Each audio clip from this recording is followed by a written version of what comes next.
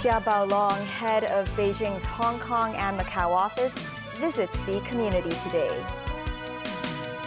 President Xi Jinping welcomes Brazilian leader Luiz Inácio Lula da Silva to China.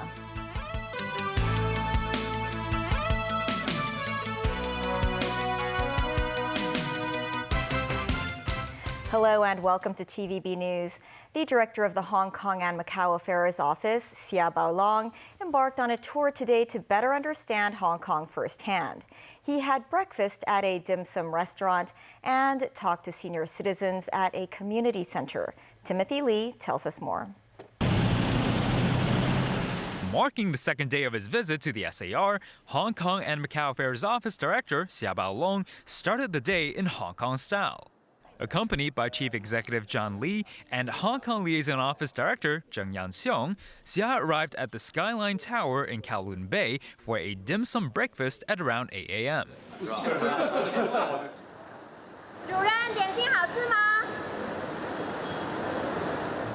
The mainland official stayed for over an hour. Several locals said Xia took the initiative to sit next to them in order to have more interaction. This woman said Xia was passionate when greeting the restaurant goers, and she felt that he was down to earth. Lawmaker Bill Tang praised Xia's sense of humor, adding that the HKMAO director wished to encourage and listen more to the grassroots of the city. He quotes Xia as saying local communities are the body of the SAR, and the two should not oppose one another. Xia's group then made its way to a district health center near Shek Kip Mei to better understand Hong Kong's grassroots medical facilities. Then he went to a social services center at Sham Shui Po, where he stayed for half an hour and left after thanking a traffic patrol team made up of elderly volunteers.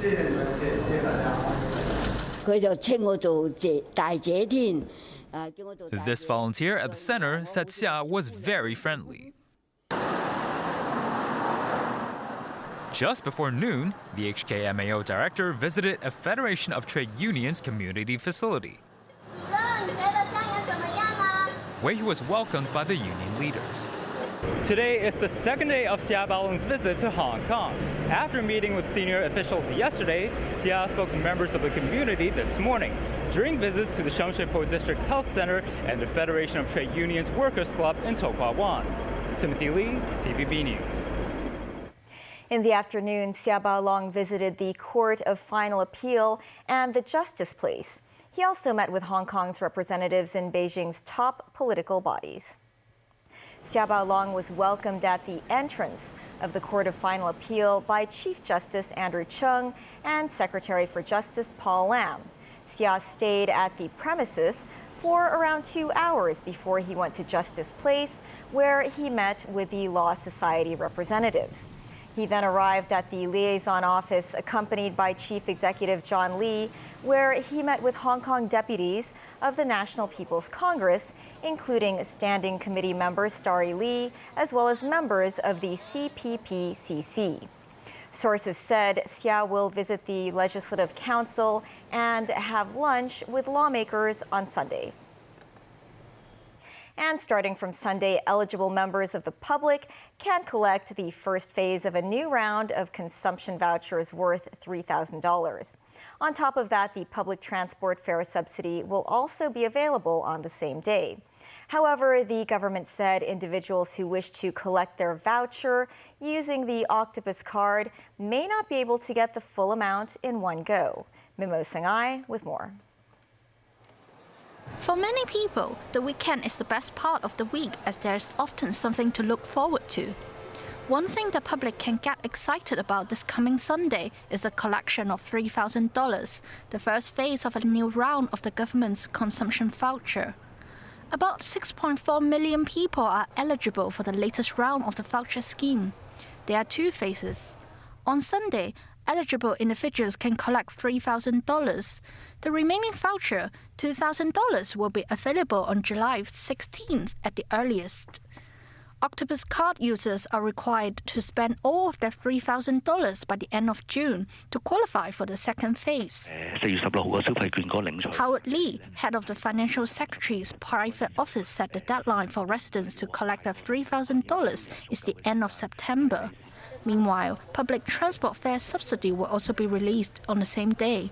Lee, however, said people will not be able to receive $3,000 in full if they have decided to collect the subsidy first.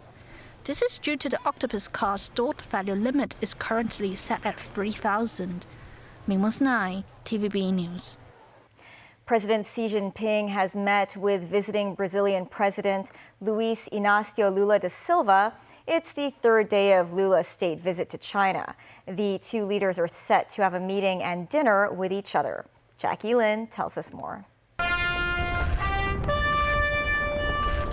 Outside the Great Hall of the People, President Xi Jinping and First Lady Peng Liyuan received Brazilian President Luiz Inácio Lula da Silva and his wife Rosângela da Silva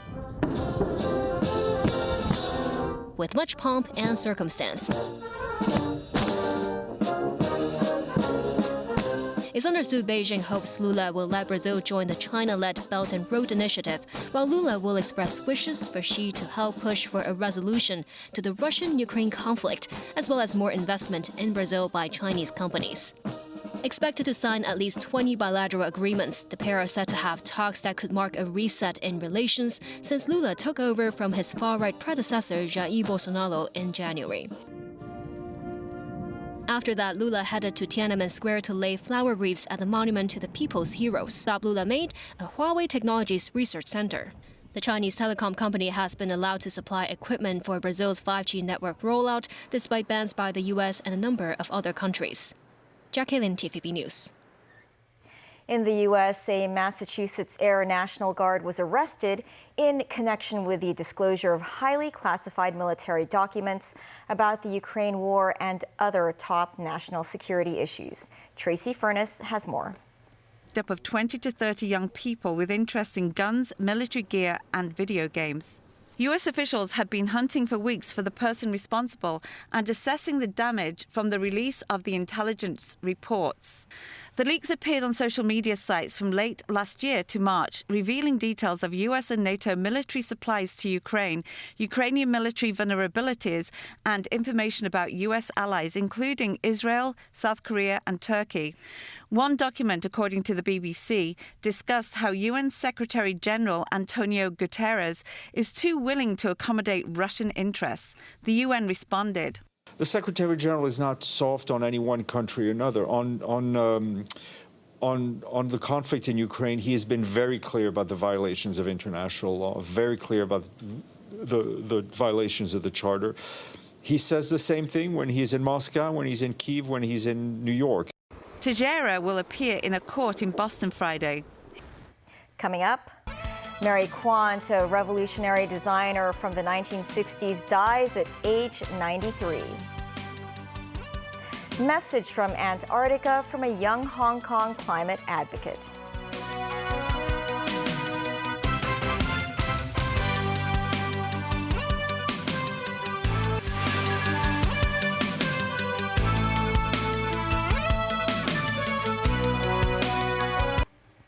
The 12th day of national strikes took place across France as those opposed to Emmanuel Macron's pension reform continue to try to turn the tide on the policy. David Garrett reports. Beneath the July column at the Place de la Bastille, the protests seem calm, but on the ground a standoff breaks down. Riot police charge forward. In another part of this famous square, usually frequented by tourists, more trouble. Protesters bait and boo officers who try to break up crowds. One youth slaps an officer who then chases him and a brawl breaks out, pushing and shoving. The cameraman gets caught up in the disturbance. Punches and insults are thrown before calm is restored. This was the 12th day of protests against President Emmanuel Macron's plan to raise the pension age from 62 to 64. A pinch point for frustration was the Constitutional Council, known for its stone columns obscured here by heavy police presence. The council will decide whether to amend or even strike down Macron's reform. Protesters headed there hoping to sway the members. The council rarely rejects laws entirely, only once in 60 years, but they'll decide if it fits within the French constitution. The Interior Ministry said overall numbers on the streets across France in the last 2 weeks have fallen from 3 million to several 100,000. Rennes in the northwest has been one of the cities outside of Paris that has seen the worst violence. Water cannon was again used on demonstrators as garbage was set on fire in the street. But most of those on the streets were young and appeared good-natured, singing and dancing. Trade unions are also piling on the pressure. Rail workers were on strike again as picket lines moved through Paris's busiest station. But the Paris Metro ran more smoothly than on previous strike days. This union rep says if they're looking for solutions to finance pensions, it is a simple solution. It is to take from the pockets of billionaires. His group had moved on to the iconic Louis Vuitton headquarters. 100 protesters were seen at the entrance hall of the building, climbing an escalator, lighting flares on the upper floors and waving flags of the railway union Sud Rail. David Garrett, TVB News. In other news, Mary Quant, the British designer whose fashions epitomized the swinging 60s in London, has died at the age of 93. Mary Quant was a visionary designer who was instrumental in the 1960s mod and youth fashion. The London-based designer popularized the miniskirt, which she named after her favorite car, the Mini. The hemlines were up to 8 inches above the knees, considered shocking at the time. She also created hot pants in the 1970s. Quant was an astute businesswoman and was one of the first to brand herself, such as in her cosmetic line. Some compared her impact in the fashion world with that of the Beatles' impact on pop music. Quant's family said she died peacefully Thursday at home in Surrey, a county south of London. U.S. President Joe Biden addressed the Irish Parliament on Thursday as he continued his tour of the Emerald Isle. During his speech, he heralded the strong bilateral ties between the U.S. and Ireland. Daniel Rowell tells us more. Holding up his own family history as an example, US President Joe Biden told lawmakers in a packed Parliament building that the story of Irish immigrants setting sail for the US is at the heart of what binds Ireland and America together. Biden also stressed the importance of economic ties and a united front on the war in Ukraine. Our history reminds us, our history, ours, yours and mine, reminds us of the responsibilities we have to the president, the president, to the hopes of our ancestors, to the expectation of future generations. Because we know what it means to fight for democracy. Today, Ireland and the United States are standing together to oppose Russia's brutal aggression and support the brave people of Ukraine.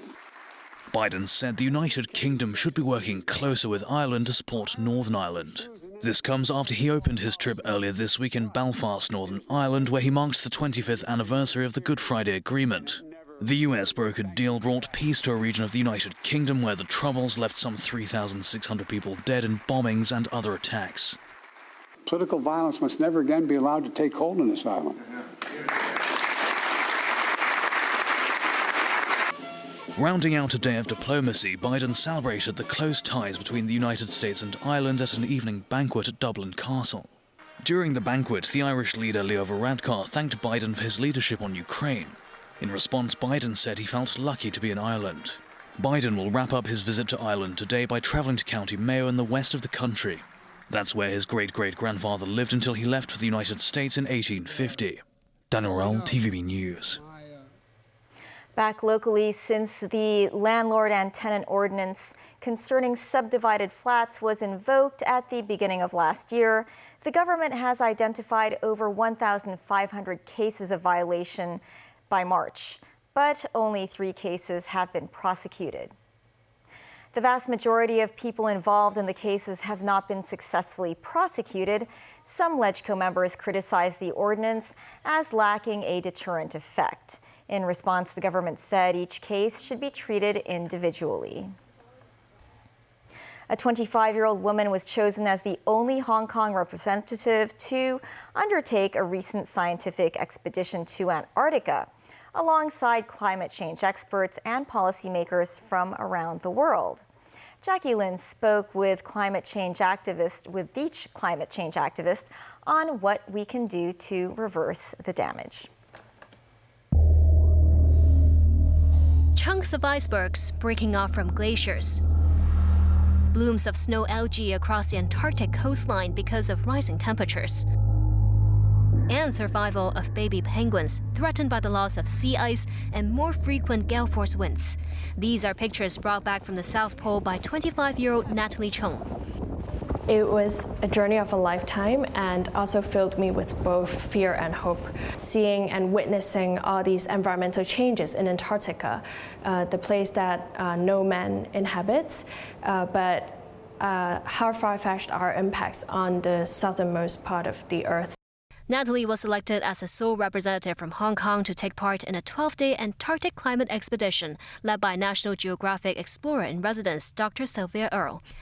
Alongside some 110 scientists, policymakers, and climate change activists from around the world, she traveled to the land of wind and ice in February, seeking solutions to reverse the trend of global warming. She also vows to spotlight the importance of Hong Kong and Asia in marine protection efforts. Asia is definitely crucial in solving the ocean climate puzzle. We have 85% of the total world population relying on fishery, the fishery sector. They live in Asia. But a lot of the ocean startups or ocean technological innovations are not happening here yet. So what first inspired Natalie to embark on this journey of climate change advocacy? It dates back to 15 years ago when she met Dr. Rebecca Lee, the first woman ever to have visited the North Pole, South Pole, and Mount Everest. Natalie is a very persistent and determined young lady. It's a great thing to see a young person work on the important cause of climate change. Natalie also inspired a new generation of climate change advocates, including Hermia. She kind of demonstrated to me that young people from Hong Kong can also have the opportunity to speak at a global stage, influence policy, to influence how business and general public to see nature. Natalie also told us her Antarctic experience will not end with her return to Hong Kong. She will continue to share what she saw, learned, and experienced in the expedition at different schools and organizations in Hong Kong and even across Asia, so as to raise awareness towards the pressing issues of marine conservation. Jackie Lin, TVB News. And that's the news. Thanks for watching. Enjoy the weekend.